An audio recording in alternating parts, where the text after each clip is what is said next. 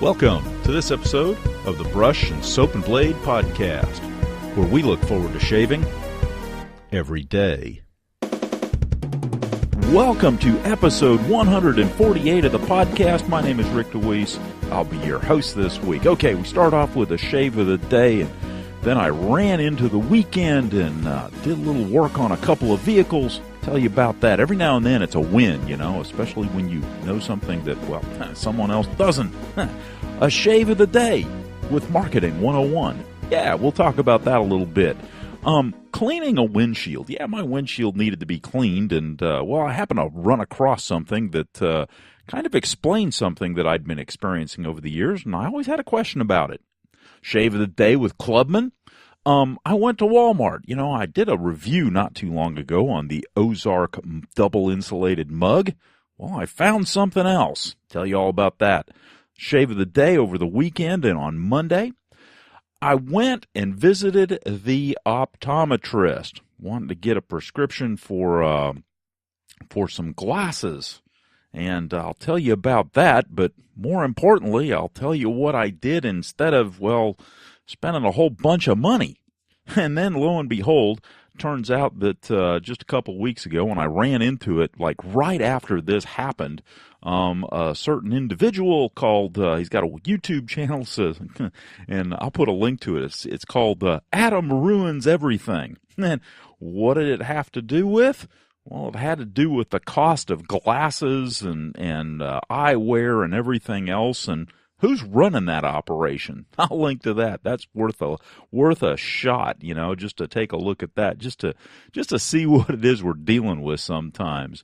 Shave of the day, probably last time for a while with my new Short Comb new. Had a good couple of weeks with it, and really, really enjoyed it. Glad I bought it. Holy cow, especially for the cost. It was like, I don't know, $8 or something like that. Well worth the money. If you're looking for a vintage razor that is a nice razor, that would be one. And then finally, is it really better? Really? Again, kind of along the marketing theme of things, but well, there you go. We'll talk about that a little bit. I was working on a vehicle and, well, just had an opinion, and I threw it out there. So anyhow, that's the show this week. I've kind of gone, and it was not intentional, believe it or not, but I seem to have gone about every 2 weeks here lately. And it's not because I'm burning out or anything. It's just because things are happening. Last Wednesday, for example, I came home early, and I was going to put together the show, and I wasn't feeling very good. And about the time that I would normally be doing the show, I was sick. It's like, holy cow. And before that, there was something, and before that, there was something. I don't know. There's just something that's naturally happening to push me into the 2-week time slot thing. And, well, it does have its advantages, but at the same time, you know, I'd like to get up to episode 150 just to say I got there. And, you know, we've been doing this for a while now, so, yeah. Anyhow, that's the show this week, and that's what we're doing, and, well, let's get on with this thing. So let's talk about the shave of the day today. The shave of the day today was, well, not terribly different. Used my Gillette Short Comb new, some Honey Noir, some fine the Orange Noir aftershave. I find that combination to be very, very nice. Oranges and honey. Good stuff. Anyhow, the blade that I have in it is my Gillette Silver Blue, and that seems to have created an exceedingly gentle shave, all things considered. And so that has worked out well. Used my 1305 brush, just lathered in the container, quite honestly, the Catie's Bubbles container, because they're relatively deep, and just lathered in it, and actually did a pretty good job. Just had to add a little bit of water after the, for the third pass, just add a bit more water to get some moisture back in the soap, and lathered up, and away we go. So, easy cleanup, not a big issue, not a big problem. yeah, good shave. All in all, I'm very, very pleased with it. Now, the thing that I really want to talk about though is my weekend shave, my shave yesterday with my gold dollar straight razor. And as you know, I honed or as you may know, I honed my straight razor on my own stones. Well, what is it? About 3 weeks ago, something like that. And so far, it's been doing very, very well. Now, I'm not using it as a daily driver. I'm not doing it on a daily basis. I may start this next go-around of the podcast, but the thing is that it still shaves very, very comfortably. There was just a bit of razor burn. However, I am attributing the razor burn to me in putting a little bit of pressure into the blade, wanting to go a little bit fast and try to see if I can get a little bit close. So, it may be a situation where, all right, it's not as sharp can be. However, that's not the razor's fault, and it's not because it's wearing out. It's because of the stones that I have and my honing ability, I'm convinced. So, it seems to be, it still shaves very, very nicely, and it shaves just as well, if not a little bit better, than my safety razors. There are places that with a safety razor I have to go over a couple of times where, and it doesn't matter which straight razor I use, but with a straight razor, it's essentially a once and done type situation. So they're very, very effective for me in shaving. So, anyhow, I thought I'd pass that along, that, I'm still kind of keeping an eye, if you will, on the capabilities of the straight razors. And so far, my gold dollar is holding its own very, very nicely. And I'm quite happy with that. Now, on the other hand, out here in traffic, it's curious that I have all of these people who are, for one reason or another, driving exceedingly slow. It's like everybody's taken, I don't know, some kind of medicine or something and is driving 5 miles below the normal speed or 10 miles under the normal speed. And everybody's doing it, It's like I feel like I'm the oddball here. Which, okay, yeah, it's a normal situation, but I'm not a quick driver. But for some reason, it's like, man, this is not normal. There are people that are driving exceedingly slow this morning. I'm trying to figure out what's up. Anyhow, it's just a curiosity that is kicking in. Maybe it was too much of the TV yesterday, too much football, too much something or other. Don't know. Too much having a good time. Don't know. But, yeah. That's where we're at this morning. Anyhow, we're almost at the donut factory, so we'll call this a segment and a couple of shaves of the day to comment on. And, well, there you go.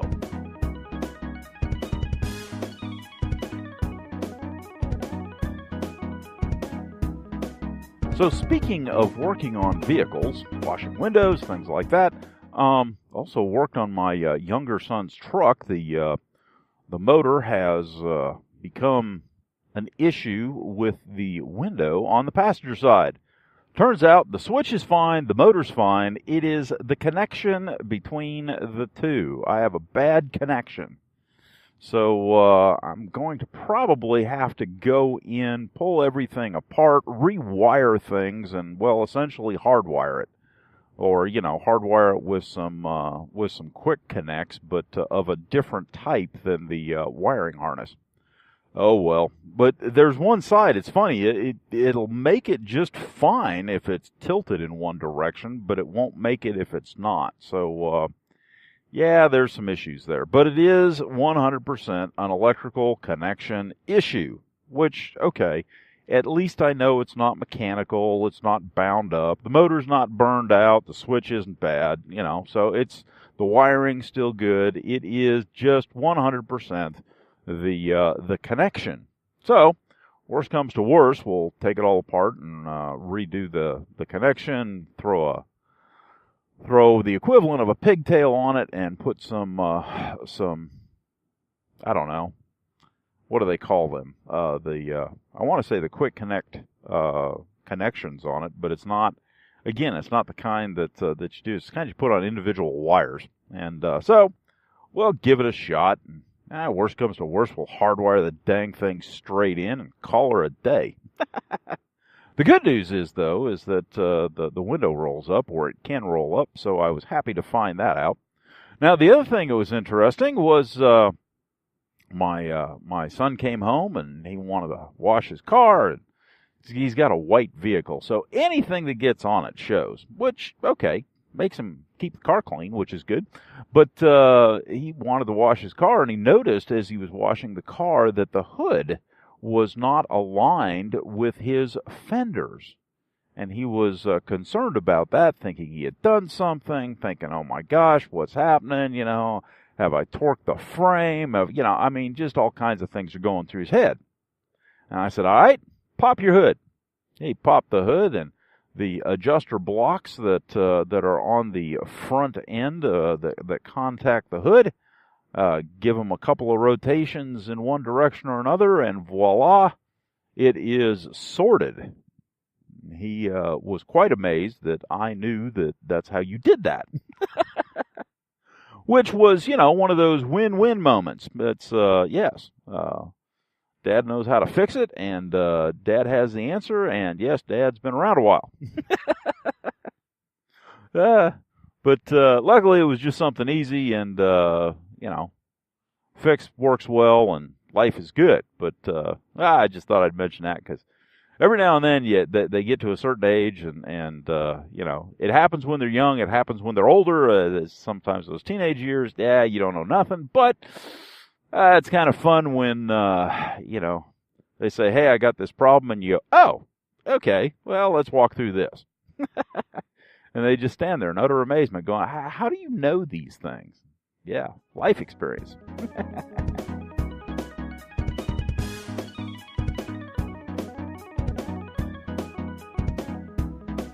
Well, it's another beautiful day out here, and apparently I'm suffering momentarily from cord management within the mobile studio. Cords everywhere. I was on a conference call and got my cords crossed. Feel like Ghostbusters, the whole world's going to end if you cross the things. Anyhow, let's talk about the shave of the day. So, shave of the day today, I went ahead and, just for the heck of it, reached into my box of goodies and pulled out some Wickham's Soap Super Smooth Bay Rum. Wow, good stuff. I hadn't forgotten, but gee whiz. Good reminder of how good a good soap can be. So, lathered it up with the 1305, which is breaking in nicely. And I must say that I am using it, or trying to use it, for the most part exclusively, just because, well, I'm trying to get it broken into the way my old one was, and it's starting to really soften up. So, very nice. Now, the thing that's noticeable is that around this time on my 1438, which is the other Samog brush that I bought not too long ago, it has about probably the same number of shaves on it, but the 1438 is still, well, scrubby, whereas the 1305 is starting to really soften up, and it just makes it nicer. In my opinion, because, well, I like a soft brush. It just feels luxurious. It's one of the reasons that I really, really like my Plisson and my fine synthetic, because they feel just, well, so soft. So anyhow, a good lather was had, and went ahead and shaved with the Gillette new Short Comb. And really like it. Got to thinking about it, and one of the things that I've noticed, because I've got the couple of short combs now, I've got a Gillette Old, and one of the things that I was thinking about this morning is that there are a lot of people who think an open comb is more aggressive, and it's really not. It depends on the blade gap and sometimes the blade and other things. It's not just the look of it. But because people have this, I don't know, underlying sentiment about an open comb being aggressive, they tend to shy away from them if they find them in antique shops or places like that. Now it's getting better as people are getting more familiar with them and becoming maybe a tad more adventurous.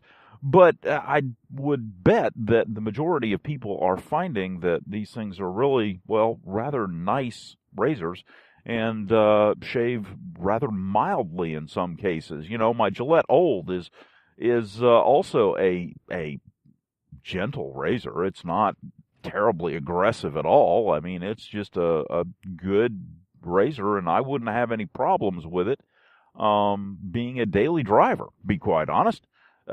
Just, you know. So it was just curious. You know, I'm looking at this thing going, okay, yeah, it looks, you know, maybe, I don't know. But it's not. You know, it's I don't know. It's just kind of a nice, gentle razor, and you know, when you get up and start actually shaving with it, it really is a comfortable shave. And it was just one of those things that kind of struck me, is there a reason that that there is a good number of open combs or single edge? You know, I was reading an article on a single edge razor that a guy had picked up, and the comment was, you know, I expected this thing to be, well, a brute. I expected it to be, you know, just a cut me all the time and, you know, nick me up and do all, and it didn't. And I'm thinking, okay, we have succumbed to potential marketing, maybe, on the fact that these old razors are, you know, ghastly, bloodletting beasts that, you know, that tromp around in hobnail boots and look for opportunities to just carve us up. And I'm thinking to myself, well, you know, if I look back at old pictures and things like that, you know, people in the 20s and 30s were clean shaven and didn't look all butchered up. And, well, wait a minute, how can that be? These are the kinds of razors that they use. Holy cow! You mean somebody might be giving me misinformation? Really? Somebody might have marketed that this old razor wasn't good enough, wasn't gentle enough, wasn't kind enough to my face because they wanted to sell me something new? Yeah, it's, you know, when you step back, there's just numerous opportunities for all kinds of things to come into play to separate you and your anxiety from an old-time razor. And it's just, I don't know. It's one of those things, especially in the political climate that we find ourselves in, being an election year and everything, that the marketing hype just becomes huge. And it really behooves a person to step back and realize that, yes, in fact, it is everywhere. And it affects, well, everything, from the clothes we wear to the shoes we wear to the kind of toothpaste we use. I mean, it's, well, everywhere. And the whole point of marketing anything is to get you to abandon the other options. And when it comes to razors, the other options are some of these old tools that are just in perfect working condition or darn near it, and an inexpensive set of blades. Why would you want that? You want something new and plasticky anyhow, right?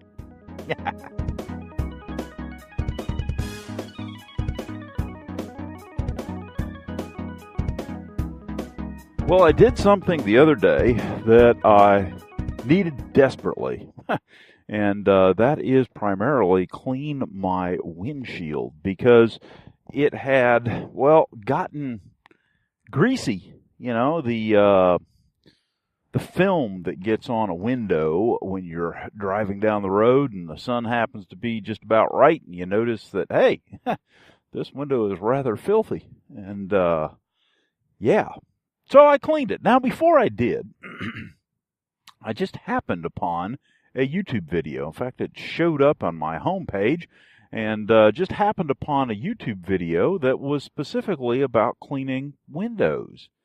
And it shed some light on where that greasy film was coming from, which I didn't know. And, I enjoy knowing things. So in this case, it was rather pleasant to find out, well, the source of this stuff. I had many speculations. I was wondering if it was, coming off of the, out of the vents, out of the defroster, stuff like that. No!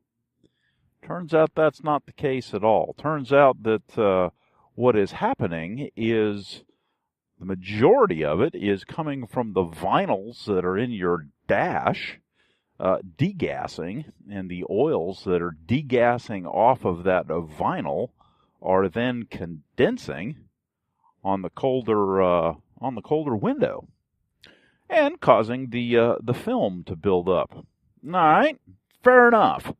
So I went to town attempting to get rid of it. Now,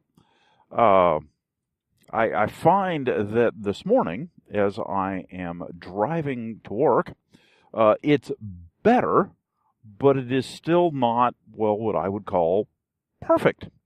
And so I will have to do another stint of cleaning, but it is better. It's not as thick. Now, what I did is, the first thing that I did is washed my window with Dawn soap, trying to get as much of the grease and grime and film and everything else off of my windows. Now, I may have gotten the majority of it off, or I may have just smeared it around consistently, but it does look a lot better. I then followed up with some original Ammonia D Windex. I find that when they got rid of the Windex with Ammonia D in it, stuff just didn't work well. It's marketing hype. It's like, my gosh, if it's not broke, don't fix it. Oh my gosh, there's this environmental concern. I'm sorry, there's ammonia coming out of everything, okay? It's, a little bit more ammonia in the world is not going to hurt anything. More than likely. Come on. Anyhow, so cleaned it up with some Ammonia D, and it looks like it needs a little bit more. And part of the problem is that in order to see this stuff, you have to have a certain level of illumination. And when you're doing it at night in the driveway, whatever, or in the mid-afternoon, sun's not directly shining on it, it's not necessarily the correct illumination to see what's going on. But there you go.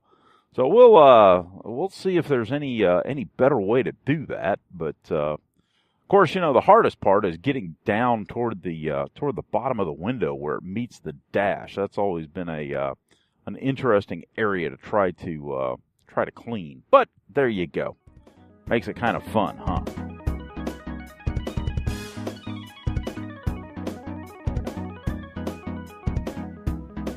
Alrighty. Well, beautiful morning, 73 degrees out here, sunshine. Oh, it's nice. And the leaves are starting to fall. Yeah. Neighbor's got a yard full of leaves because he's got some decorative trees that are letting the leaves fall. Not all of them are, but there are some that are dropping. So apparently fall has decided to show up. So that's a good thing. Anyhow, beautiful, beautiful morning. And it started with a beautiful, beautiful shave. Holy cow. Okay, so start out, soak the 1305 in ye old salsa bowl, jumped in the shower, did a little face prep. Nothing more than washing with soap and water in a humid environment, at least for me. I have tried the pre-shave oils and pre-shave cleaners and this and that, and it's like, okay. Yeah, it works, I suppose, but it doesn't ring my bell. So there you go. Not one of those things that I do. So for me, the daily prep is just jump in the shower and, call it a day. Wow, that sun's bright. geez, when every now and then you get in those situations where you're driving up the road and you're right just perfectly in the sunlight to the point where you can't see anything. Yeah, I mean, just nothing. And it happens about twice a year. And of course, times will, the time will change, daylight savings time and all that, which is silly in my opinion in today's day. But again, there you go. It's almost like you get to a point where you get through it and the time changes and you have to go through it again. And it's just, jeez, what a pain. Anyhow, I digress. So jump in the shower, do the old face prep as normal, come out and take the brush, sling the majority of water out, dip it in the Taylor of Old Bond Street cedarwood cream, and a very nice cream it is. If you want to have an easy time loading a brush, if you have difficulty, for example, loading a brush on a hard puck of soap, if you have tried blooming your soap and it still doesn't really work well, you can't get a good load, okay. It might be your water. That's always a possibility. But it might also be your technique for loading, and if you just don't want to mess with it anymore, get a tub of cream or get a cream in a tube and make all those problems go away. Because, dip your brush in the cream to get a little bit on the tips, and voila, off to the races you go. Threw that in the old sriracha bowl and proceeded to lather up just a phenomenal lather. Put 1 teaspoon of water in it to give it just a little bit more volume, and thick, gooey richness was had. Beautiful, beautiful lather. And proceeded to apply to face, and then reached over, grabbed the old gold dollar red handle straight razor, stropped it about, 50 times or so, put razor to face, and proceeded to do a 3-pass with some touch-up. Beautiful, beautiful shave. Again, that's the gold dollar razor that I honed, so, sharpened anyhow. Honing might be a bit of a stretch, but sharpened anyhow, and it was, fabulous. Absolutely fabulous. Finished up with some Clubman Pinot. I was reading a Facebook article asking about the Clubman Special Reserve and how the comments were indicating that some people like it and some people really don't. Okay, just to give you my feel on it, I have gone through the Pinot Clubman. I have gone through a normal size bottle of it, and I'm about call it a third, maybe a quarter of the way through a large bottle of it. I bought the Special Reserve at about the same time I bought the original bottle of Clubman, and I still have half. I use it on camping trips and things like that because it's an inexpensive aftershave that I don't mind. It's like, okay, just throw it on. It's good. I don't wear it normally. It just doesn't sing. It just doesn't. So, I don't know. It's worth a try. And from what I understand, one of the, it's either Maggards or somebody sells samples. And so, yeah, try a sample of it. But at least from my perspective, So anyhow, razor to face, finished up with the Clubman or Pinot Clubman, and good shave was had by all. Sitting there and do a pass, wipe the residual soap off of my lips, take a sip of coffee, think about it for a minute, and put on some more lather and do another pass, and it probably took maybe 7-8 minutes, but that's okay. A good shave was had. And one of the things that I found that is just rather interesting is that I can actually get a little bit closer shave with a straight than I can with a safety. And I can actually apply just a touch more pressure if you look at a straight razor, the edge, you have the two ends, and then you have the middle of the blade, and the blade is called the belly. Well, as long as I'm shaving with the belly, or I have a rounded tip, I can put a fair amount of pressure on the blade for a very close last pass or cleanup pass, and yeah, with no issues, no cuts, no scrapes, or anything like that. It took me a while to get to the point where I could do that, but yeah, I can do that. So it's all good stuff. Anyhow, that was the shave of the day today, and got to walk out and be greeted by an absolutely gorgeous day. And yeah, we'll see how this day goes. And just like every day, it started off good. So the rest, well, it's up to me.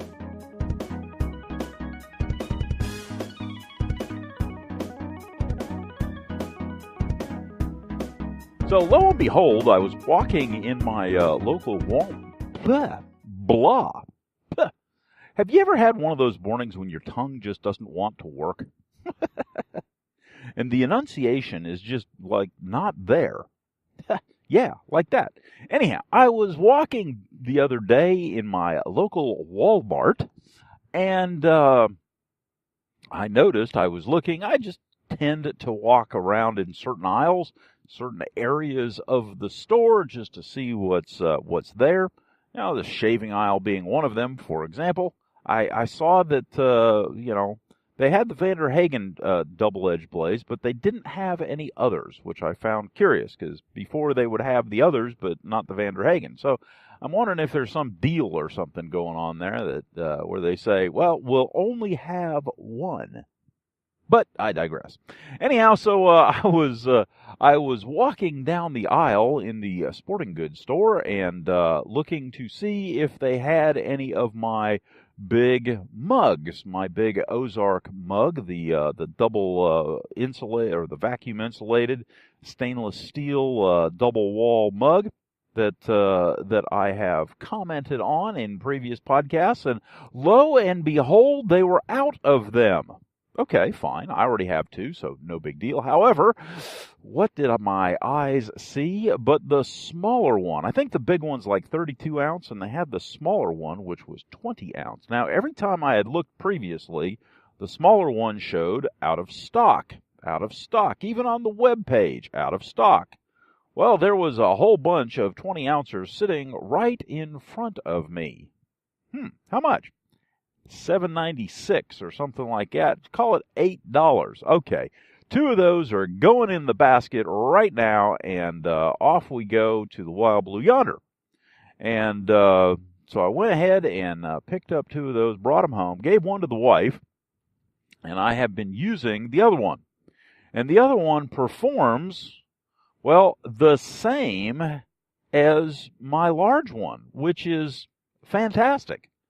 Yeah, it performs fantastically. It keeps coffee warm for a long, long time. I mean, fill up a coffee cup and put it on your desk, put the lid on it, and after lunch, about 2 o'clock, take a sip, and it's still warm. Wow. Yeah, good stuff. So, you know, there are a couple of options out there, and for $8, $9, $10, somewhere in there, it's the way to go, you know. And the other nice thing about it, and the real reason that I wanted it, is that when we're traveling in the truck, I can actually fit two of these mugs, cups, whatever, side by side in my cup holders. The big ones, they would sort of kind of want to fit, but they had to tilt sideways in order to do it. There just wasn't enough room in the cup holder. So, the new ones, yeah, good stuff.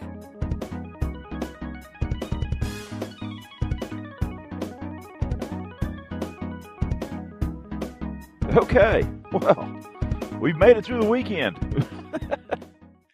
Hoo-wee. All right, off to the donut factory we go, and good weekend was had by all, although my high school football team, no. Holy cow. What a disaster. Uh, they succeeded in the final minutes of the game of snatching defeat from the jaws of victory. Oh, well. Anyhow, so been an interesting weekend. Good couple of shaves this weekend. Well, actually just one, because I didn't shave on Saturday. Which is kind of atypical for me. I just kind of said, you know what? I got a bunch of work to do. The heck with it. I went out and took care of my work first. And by the time I got done, it was, oh goodness, 4 or 5 o'clock in the evening. And so I just kind of said, you know what? I'm not going anywhere, so there's no real point. And yeah, sometimes that happens. But anyhow, the shave of the day for the weekend there was very similar to the shave of the day today. Pulled out my old tub of Cella. Haven't used Cella in a while. Love the scent. Oh my gosh, I love the scent. You know, it's just brings back so many memories, and yeah, good stuff. But lathered up good, lathered up with my 1305 brush, and went ahead and lathered it up in the salsa bowl. Now, I have been using my sriracha bowl for a long time at this point, probably 3 weeks to a month.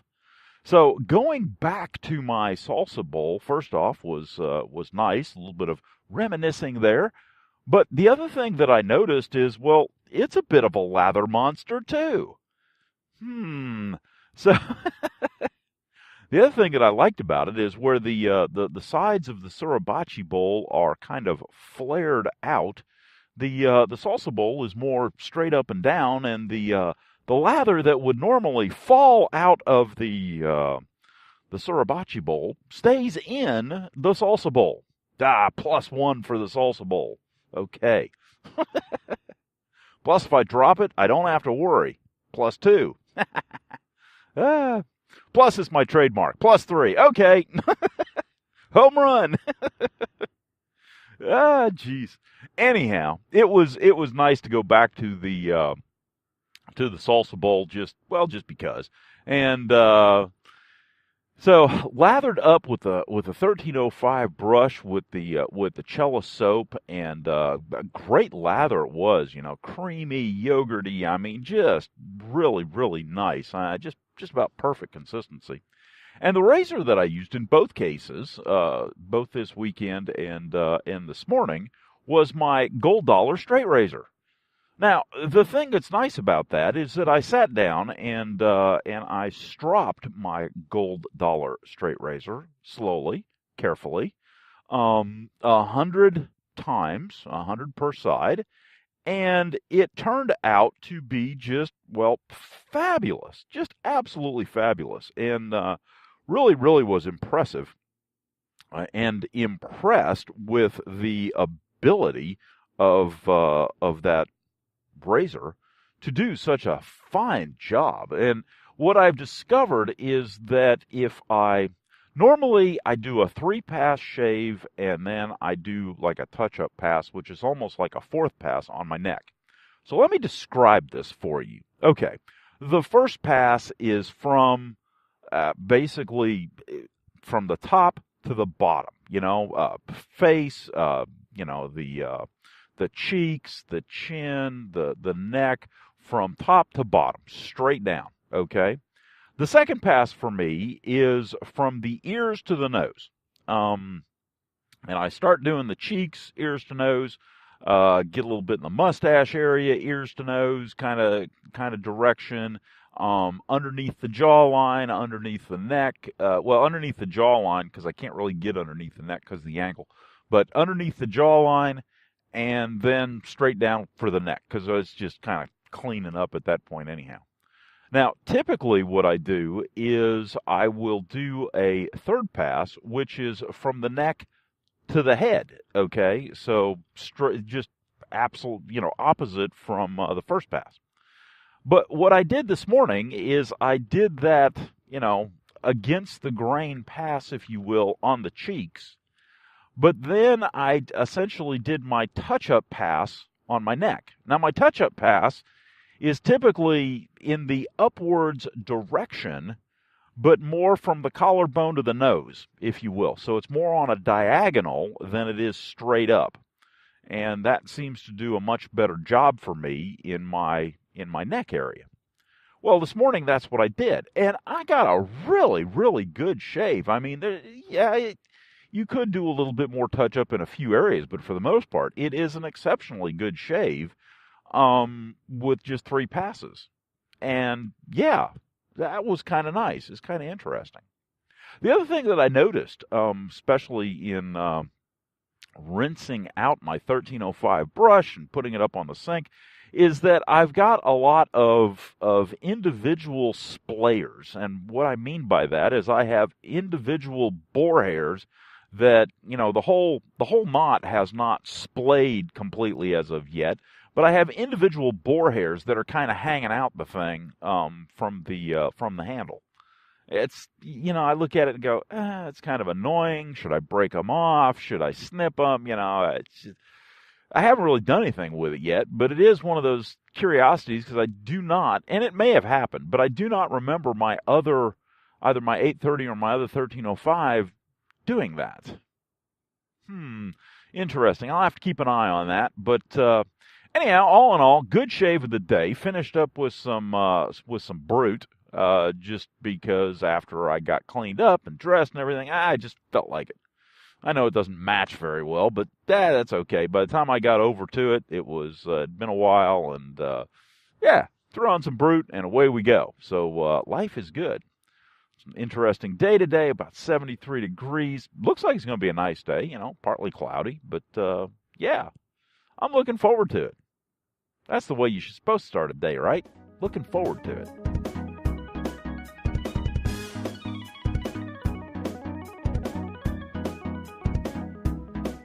Alrighty, well, here's something to talk about. So, I went to the eye doctor. Hadn't been in a while, and so I went to the eye doctor, and proceeded to get a prescription. Now, the prescription that I got, I actually asked specifically.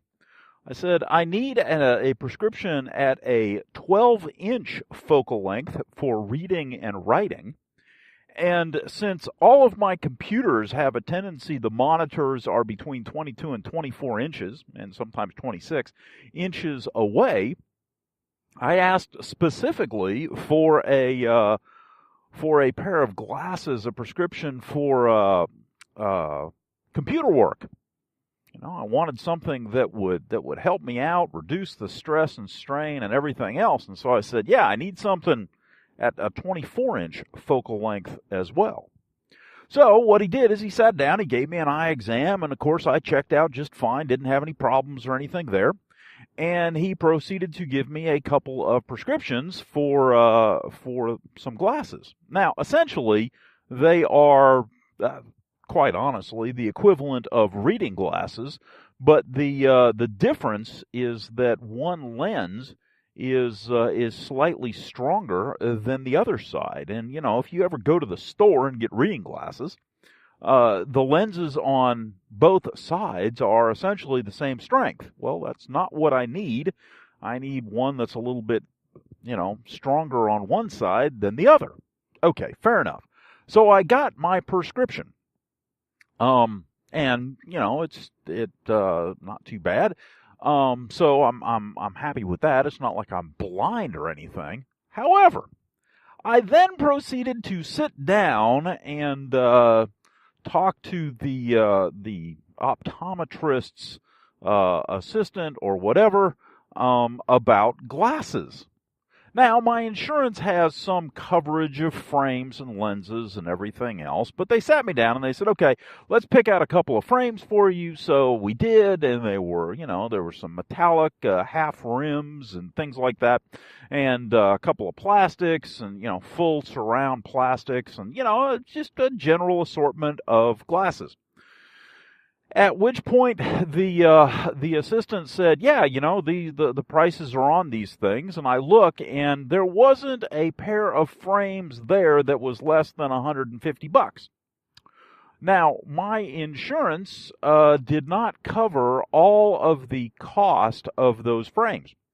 So essentially what is happening, it looks like, is that the insurance covers, on average, about 2/3 of the cost of a frame, and then you pick up the cost for the lenses and coatings and this and that and everything else. Okay. So I said, well, okay, thank you very much. I appreciate that, but just let me have my prescription and I'll be on my way. So I walk out of there with my prescriptions, and I then proceed to go online. I had heard about a service called Zenni Optical, and I'll put a link to it in the show notes. And when I went to Xenia Optical, I proceeded to look at frames, and they have frames anywhere from $6.95 all the way up to about, I don't know, I think it's $69.95 for the most expensive one. But I found a very nice pair that I wanted to get for about $29. Now remember that the pairs of glasses, the frames for the glasses, there wasn't one that I saw that was under $150. Good deal if you can get it. For him. Anyhow, as I was telling somebody about this, and they said, well, how do they measure for you? Okay, how do you do that yourself?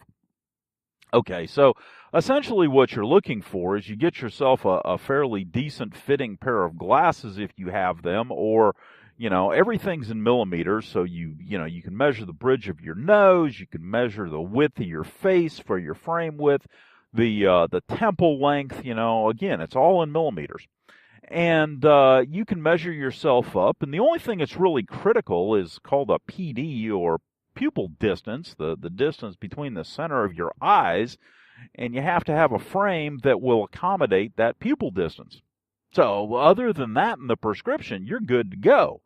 And if you think about it, if you go and get your eyes checked out and get a prescription or whatever, your optometrist should provide you with a pupil distance or be able to measure it for you. So I went ahead and ordered a pair of glasses from Zenni Optical. Now, they are $29.95 for the frame. The lenses, I got special UV blue blocking lenses that are supposed to reduce the amount of blue light that comes out of the monitor at me. And those, I think, were $29, or actually a little less than that. I think they were $16.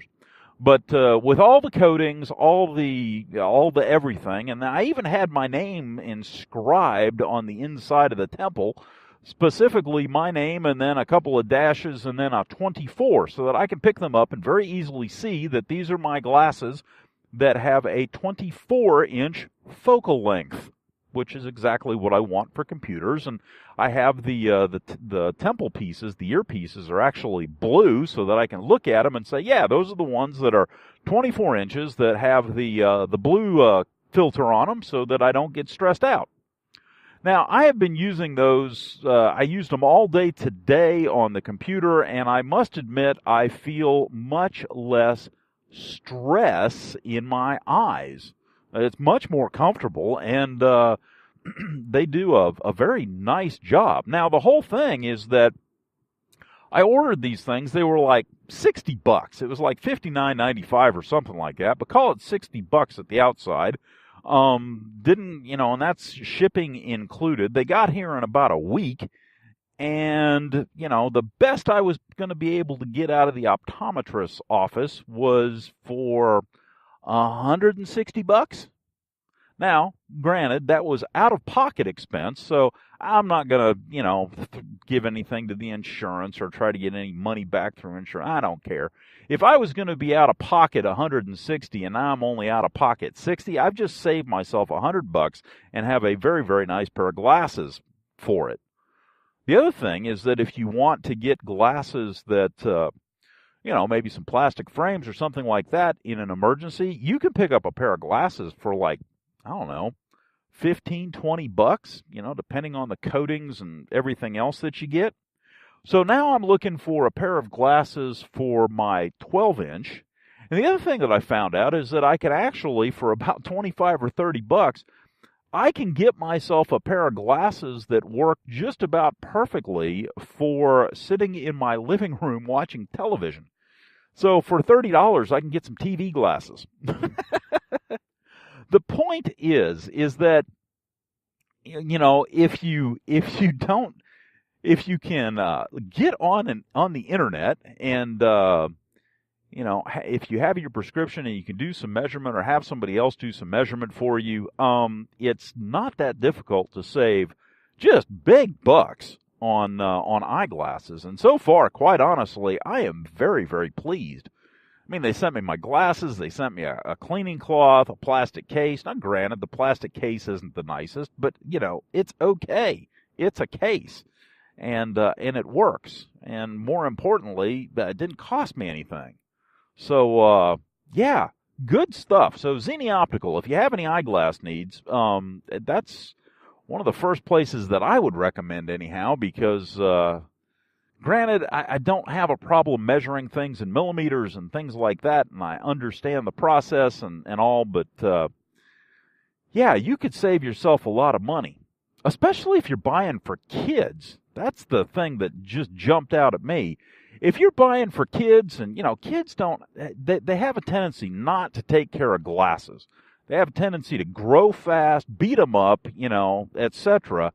And quite honestly, that would be a very, very nice way to go to get some glasses for your kids that they could then grow with, you know. I mean, if they grow and, you know, you get a pair that's a little bit nicer, or a little bit better, or whatever, a little bit larger. I mean, you can do that.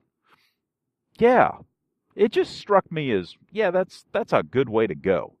Yeah. So I've always said, and to a certain extent, it's very true in the wet shaving community, is that there are going to be two kinds of people in the future. Now, I said this about 15 to 20 years ago. I said there's going to be two kinds of people in the future. There are going to be those who understand how to use the internet to their benefit, and those that don't. And the ones that don't are going to pay more money for the same stuff. And the ones that know how to use the internet are going to be able to get deals and are going to be able to get more value for their money, specifically because they know how to use the internet. Now, you think about that. How does that relate to wet shaving? Okay, if you do not know how to use the internet and get on and go to places like Maggard's, West Coast Shaving, Phoenix Artisan Accoutrements, and, you know, those kind of places, if you don't understand how to get there and, you know, buy things online, you're basically relegated to what? Walmart? You know, maybe the drugstore? Okay, what's the selection? They may have a variety of, I don't know, Wilkinson Sword, at least back in the day. You know, that's what I had at Walmart, and one or two kinds of soap, and that was about it. And Cremo, and, okay, so you don't have much selection, you don't have much assortment, you don't have much anything that smells really, really good. Yeah, you're limited. And I'm not going to say you're paying top dollar, but you're definitely not getting a bargain. Now, on the other hand, if you know how to use the internet, you know how to get online, and you understand the processes, and you understand how to go about buying things on the internet, you can make a selection, you can get some good deals, especially when there's sales going on. So, like I've always said, there are two kinds of people. There are those that know how to use the internet to their benefit, and those that don't. Zenni Optical is a very, very good example of, well, exactly that idea. You know, if you are beholden to the optometrist to get your glasses, you will pay an arm and a leg. And quite honestly, I have very, very good insurance when it comes to glasses. But at the same time, I look at it and go, okay, I have really good insurance when it comes to glasses, and you are sucking up the insurance before I even get out the door with the frames. Again, good deal for him. I understand that there's a markup. I understand there's a need, but really? Does it have to be like that? Geez, no wonder people are going to the internet. And quite honestly, I'm glad I did.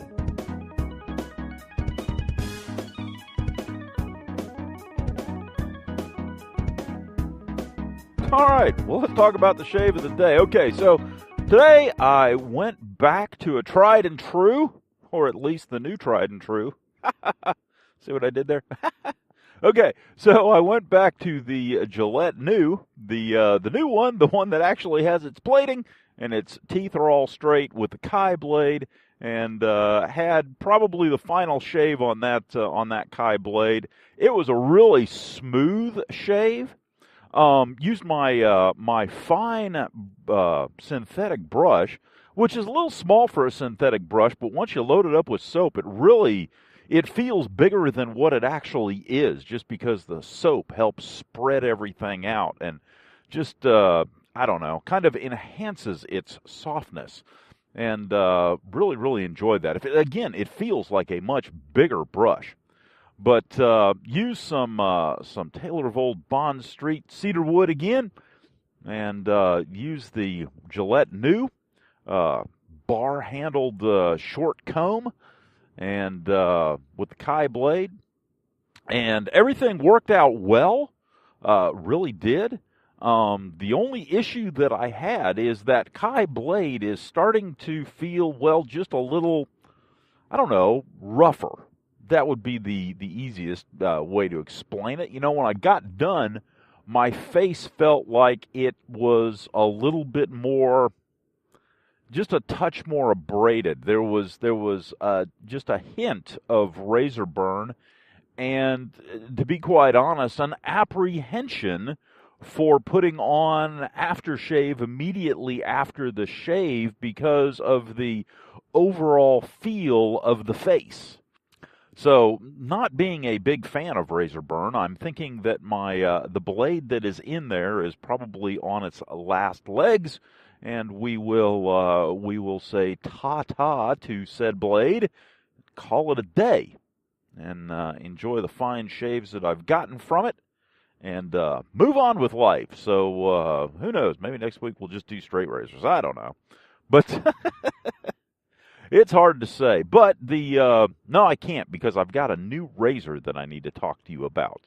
I picked it up in the wild, and we'll take a look at it, and yeah, it's kind of a unique thing and kind of a strange little thing, and, well, we'll just kind of look at it and see what it can do. But for right now, we're talking about the short comb. So the short comb, in my estimation, for both versions that I have, the one that's a little beat up and has been a daily driver for a good long time, and the one that is in much better shape, both shave very, very nicely.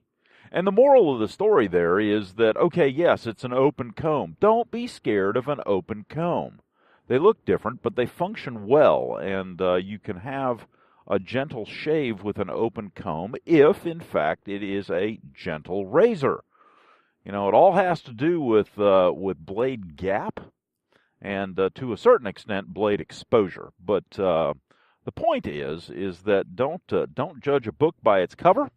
And you can, in fact, get a nice, gentle shave with a razor that, when you first look at it, looks, well, just a bit aggressive. Yeah.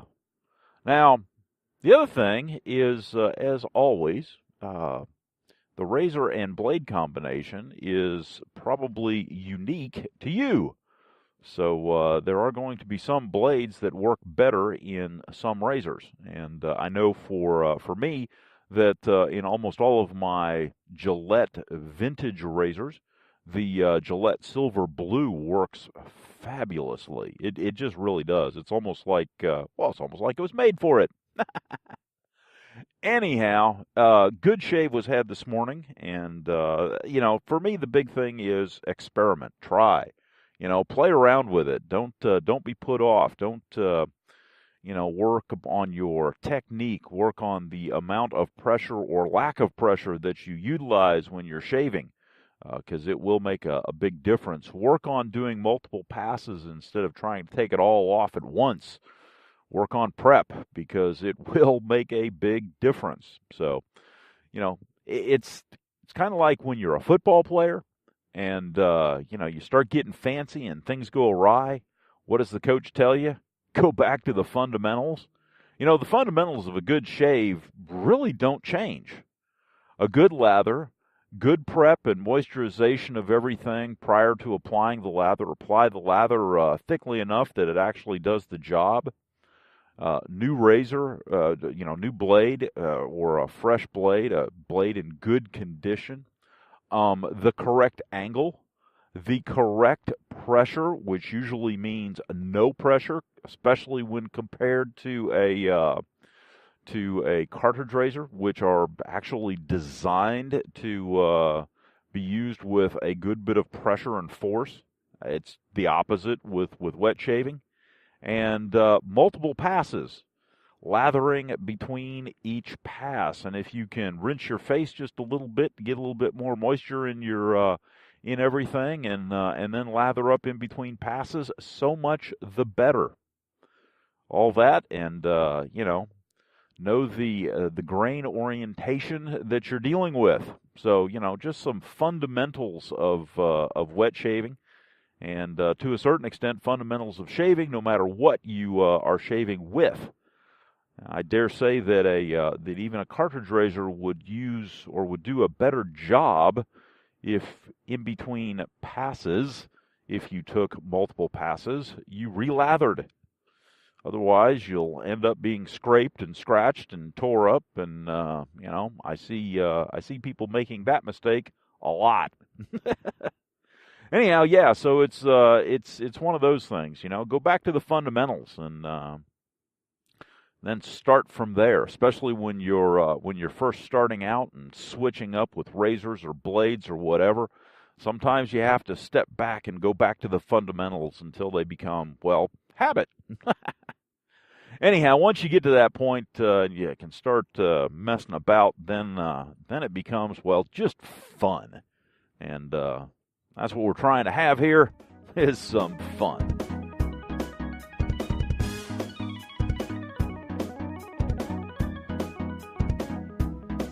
So this weekend, one of the things that I did was work on my son's truck.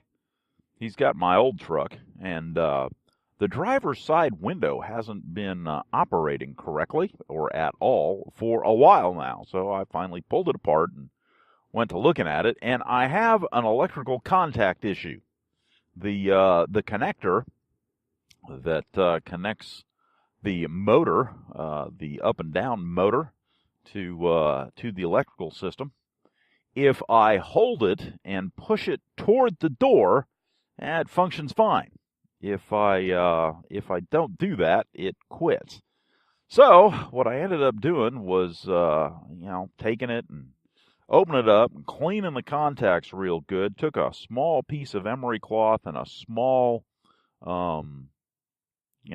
pair of a screwdriver, the kind that you would have for a pair of sunglasses or a pair of eyeglasses, that size. Took that and put a very, very small, thin strip of emery cloth and basically buffed out the contact areas for the connector. It seems to work, which is good, because if it doesn't work, what I'm going to have to do is hardwire the motor, or at least, put in some much better connectors. Now, I can do that, and I'm not worried about that part of it. The problem is getting to the thing, because the only way to get the motor off, there are 4 screws that hold the motor in place, and the only way to get to the screws is to take the whole mechanism back out of the door again. Now, I put the mechanism in the door probably about a year and a half ago or so, because the old motor had just quit. So I put the new mechanism in, and it is a bit of a pain. Now, the problem is that I can get to 2 of the bolts that hold the motor in place, but I can't get to the back 2, the side that are right up against the door panel itself. Boy, do I wish there was a way, or there was a mechanism or something, or even if they still made vehicles like this, that went back to the old hand crank windows. I mean, I'm here to tell you, yeah, they were inconvenient, but they were flipping bulletproof. They did not break, kind of like our old vintage razors. They're not made out of plastic. They don't have any contraptions or gizmos for the most part. They're just solid metal tools and instruments that function, well, dang near forever.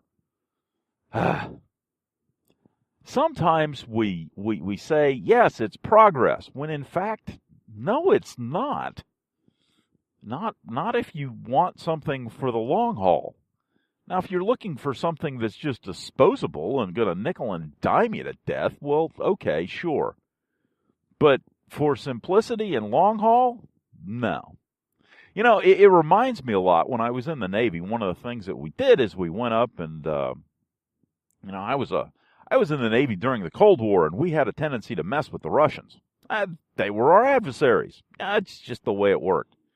But every now and then you'd get up next to a Russian ship and you would notice that the Russian ships, all of their weapons systems were basically out on the open, on the deck. The missile launchers had missiles right there. There were no delivery systems or anything.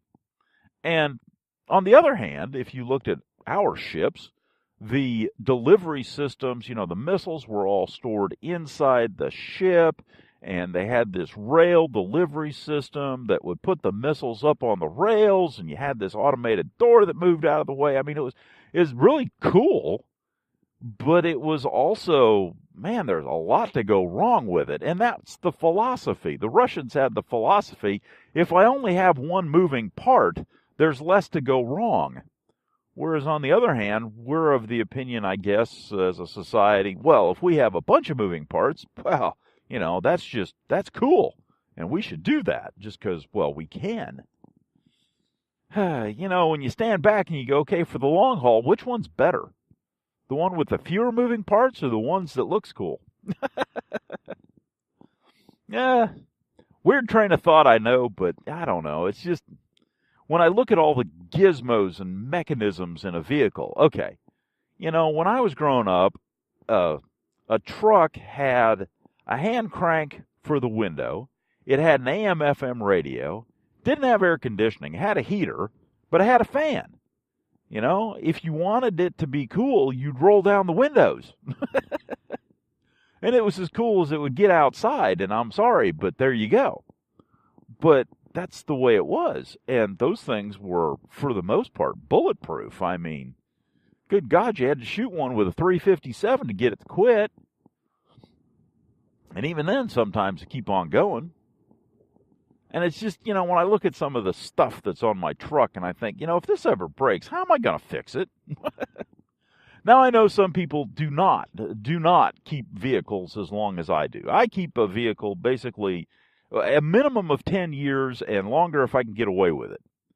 And, I don't know, maybe it goes along with my my collection of vintage Gillette razors, If it's still functional, I'm going to use it. I don't care what it looks like. I'm more interested in its functionality and its usability than anything else. And, yeah. Besides, if I've had it for 10 years, I'm well aware of everything that's in the thing. I'm well aware of all of its idiosyncrasies and all of its issues and problems, and hopefully I've fixed them, but there you go. Oh, well. The reason that I ended up buying the new truck to begin with is because the old truck blew an engine and I needed a vehicle, and it took me about 3 months before I got a new motor put in the old truck. It's not a new motor, it's a used motor. It's an oddball. It was one of those things where I blew the engine in the truck, and because of the size of the engine, most people, they either didn't blow or they didn't have any problems, or they all blew or something, but it was real difficult to find a a junkyard engine for it.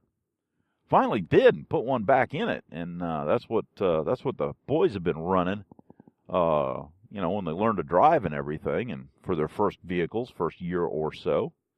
But, at least I can work on it, sort of. Although I found some interesting things that have gone wrong with it. Anyhow, the other thing that I worked on was had an electrical cord that the plugs finally went out in it, and had to replace those. So sat on the back porch listening to a podcast and put on some new plugs to my extension cord, and so now I got some nice heavy-duty plastic plugs, and I think it'll keep on going for a couple more years. I think I've had that thing for about 10 years at this point, so I like to keep things around. Probably the reason that I enjoy vintage Gillette razors.